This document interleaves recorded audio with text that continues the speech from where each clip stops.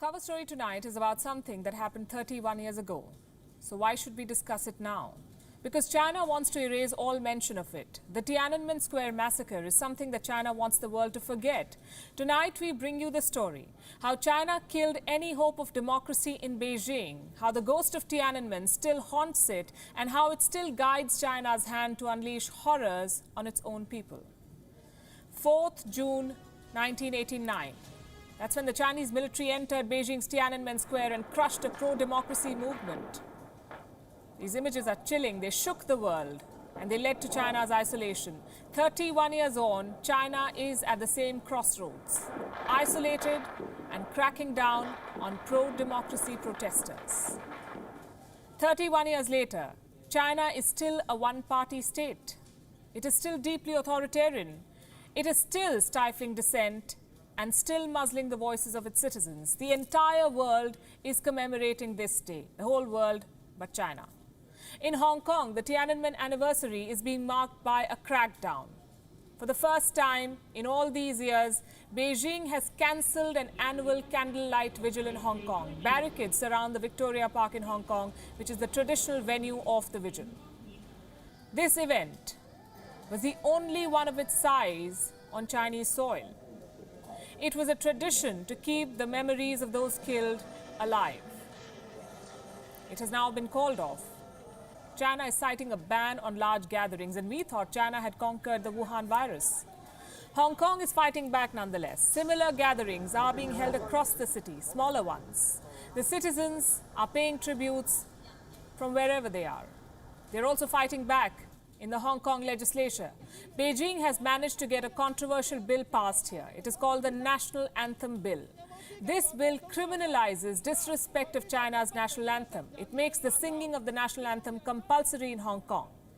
Pro-democracy lawmakers say this will tighten Beijing's grip on their city and that they will never let that happen. 700 kilometers away from Hong Kong, Taiwan too is fighting back.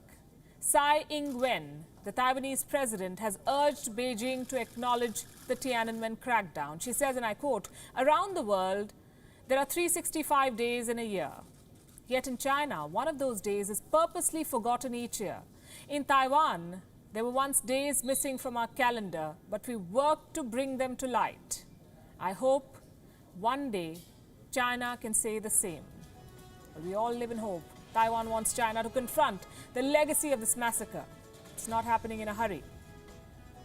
The world too wants this, though. The United States Secretary of State, Mike Pompeo, says, and I quote, "For the first time in 30 years, Hong Kong authorities denied permission to hold the Tiananmen vigil. If there is any doubt about Beijing's intent, it is to deny Hong Kongers a voice and a choice, making them the same as mainlanders. So much for two systems."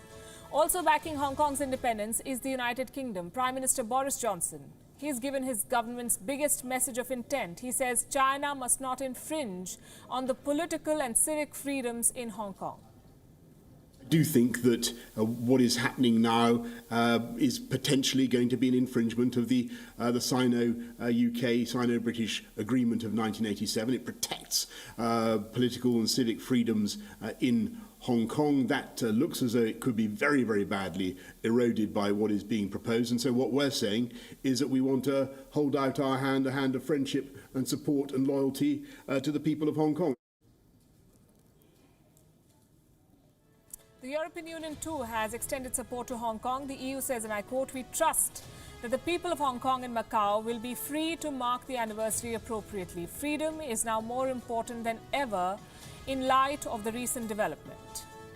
And lastly, in Beijing, a number of Tiananmen mothers paid tributes to the victims at the Wanan cemetery. They've also written an open letter addressed to China's leaders. They want the Chinese regime to explain the events that led to the death of their loved ones. They say that for 31 years, the government has stayed silent without demonstrating the slightest trace of remorse. This letter carries 124 signatures. It seeks compensation. It seeks accountability for the losses. 31 years have passed. China continues to crush dissent. Then it was Tiananmen Square in Beijing. Now it is Hong Kong. The script is the same. Massive protests, brutal crackdowns, and fears of another state-sponsored slaughter. The world is watching. Will it do more this time than it did 3 decades ago? That is the question.